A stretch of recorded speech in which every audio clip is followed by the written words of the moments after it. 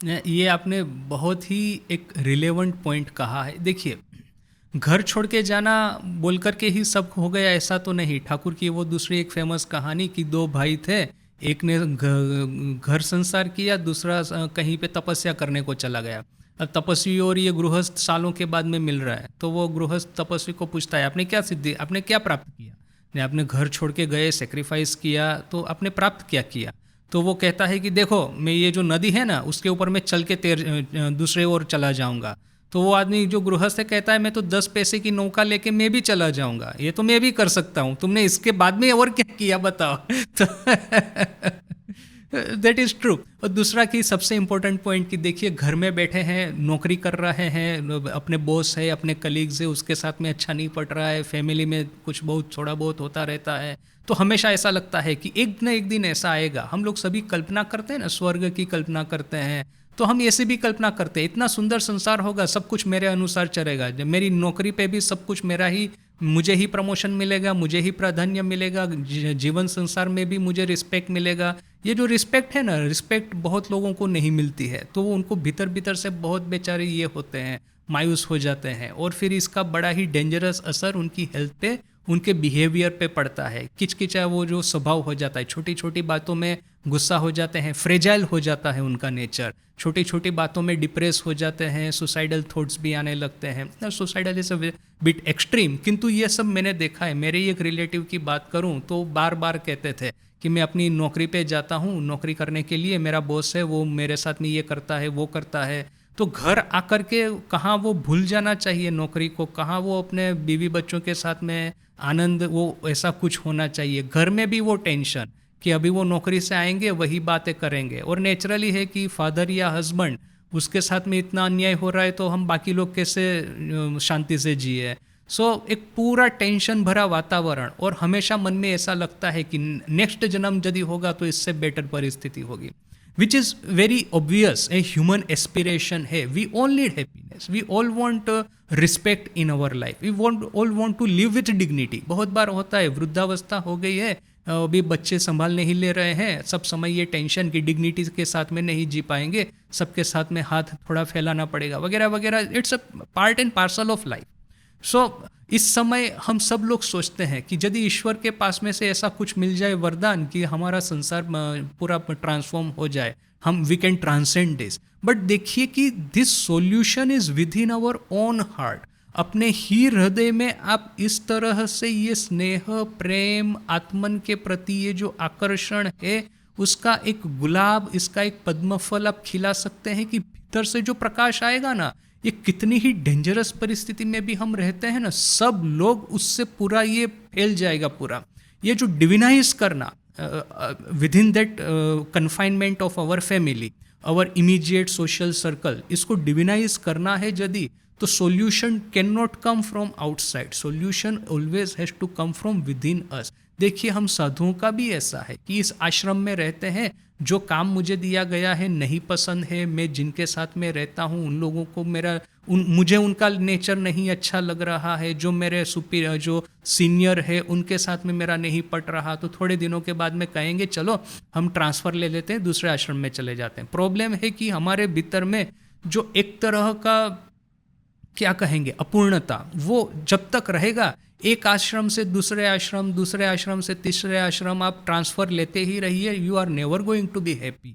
एक जगह पे बैठ करके अपने को ट्रांसफॉर्म करना होगा, फिर हमको द्वेष करने वाले ऑटोमेटिक हमको रिस्पेक्ट करना शुरू कर दें। यानी कि हमारे प्रति दूसरों का द्वेष है, इट इज़ नॉट इटर्नल। वो जो बहुत ही सुंदर एग्जाम्पल है स्वामी जी का, ये हरिपदो, वो जो बेलगांव का उनका डिवोटी है, उसके घर स्वामी जी जब रह रहे थे, प्रव्रज्या करते करते वहाँ पे पहुँचे, तो हरिपदो कहता है वैसे तो सब कुछ बहुत अच्छा है, बंगाली जेंटलमैन है, फॉरेस्ट डिपार्टमेंट में जॉब है, छोटा सा घर है, उसकी वाइफ जो है इंदुमती वो भी स्वामी जी की बड़ी डिवोटी है, तो स्वामी जी को लगा बड़ा सुंदर संसार है इन लोगों का।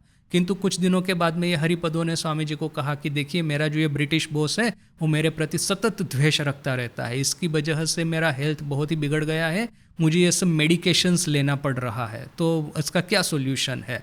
तो उसने शायद ऐसा सोचा होगा मने कि स्वामी जी कुछ जादू टोना करके उसकी बॉस को ठिकाने लगा देंगे, किंतु स्वामी जी क्या उसको कहते हैं, देखो तुम्हारे खुद के मन में उसके प्रति द्वेष है, अभी वो जो है ना ह्यूमन साइकोलॉजी, वो इंस्टिंक्टिवली समझ लेती है कि मैं आपके साथ में बात कर रहा हूँ, आप मेरे साथ में बात कर रहे हैं, मान लीजिए कि मेरे मन में आपके प्रति द्वेष है, तो आप कुछ ही क्षणों में समझ जाएंगे। इट्स ए ह्यूमन नेचर, हम समझ ही जाएंगे। इतना जो कहते हैं इंसाइट हम सब लोगों में होता है, भले ही चाहे मैं कितना ही छुपाने का प्रयास करूं। मेरे भीतर में आपके प्रति स्नेह है कि द्वेष है, कुछ ही समय में पहचान जाएगा। It's just a human nature.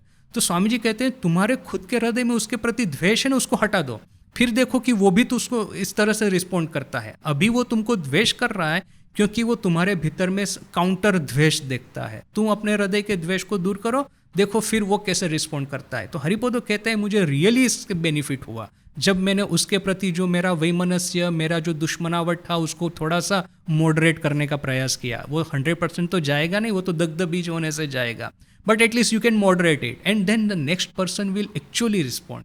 हमारे ऑर्डर में है कि देखिए कि सीनियर साधुओं की सेवा करनी है। अब जैसे मैं खुद का एग्जांपल बताता हूँ, मेरा खुद का नेचर ऐसा है, मैं बहुत ही ज़्यादा इंट्रोवर्ट हूँ, बहुत ही रेयरली किसी के साथ में सोशल लेवल पे इंटरेक्ट करता हूँ, और मैं सब समय या तो अपने कमरे में अपने ऑफिस में बैठ के पढ़ाई करूँगा या तो कुछ ना कुछ काम करता रहूँगा। बहुत सारे लोगों को लगता है कि इसका नेचर जो है बहुत ज़्यादा एरोगेंट है, और फिर क्या है, छोटी उम्र से ही मैं पब्लिकेशन में आ गया हूँ, एडिटर बन गया हूँ, तो लोगों को लगता है कि वो अपने को कितना सुपीरियर समझता है। थिंग इज दैट मैं ये सब सोचता ही नहीं, मैं अपने काम में इतना बिजी हूँ, किंतु दूसरों के मन में ये इंप्रेशन आता है कि मैं बहुत ही एरोगेंट हूँ और जानबूझ करके उनके साथ में किसी भी तरह की बात नहीं करता। अभी मैं कैसे समझाऊं कि मेरा इंट्रोवर्ट नेचर है, मेरा इस तरह का बिहेवियर है which is nothing to do with you, किंतु लोगों को ऐसा लगता है। What should be the solution, ideal solution, कि मैं जाकर के उनकी सेवा करूं, which is what in our order teaches us, कि जो सीनियर है, जो अपने कलीग्स है, किसी न किसी तरह से उनको हेल्प करो। जैसे ही आप उनको हेल्प करेंगे ना, छोटा सा भी हेल्प, वो फट करके उनका नेचर आपके प्रति चेंज हो जाएगा। अभी क्या है कि मेरे लिए again I am too much introvert to do all this thing and sometimes I don't even care, but जो आप जनरल सिचुएशन कहते हैं, जिसके प्रति द्वेष है, जाकर के उनको थोड़ा सा हेल्प करो, देखिए कि फट करके उसका आपके प्रति बिहेवियर कैसे चेंज हो जाता है। सी साउंड्स आइडियल, मैंने प्रैक्टिकल लाइफ में सब समय ऐसा होगा नहीं, किंतु क्या है ना, अल्टीमेटली ये अपनी और ईश्वर की बीच का ये रिलेशन है। बीच में जो कोई भी आते हैं ना, तो प्रेम से दूर करो, द्वेष से नहीं। उसके प्रति थोड़ा सा प्रेम रख करके, थोड़ा सा हेल्प करके, यदि वो उसका रास्ते से निकल जाता है, वरना आंख बंद करता हूं तो भगवान की बजाय मैं उसी को देखता हूं, तो क्या लाभ है, उसको कैसे भी करके मुझे रास्ते से हटाना है। तो अभी सुपारी तो दे नहीं सकते किसी को, तो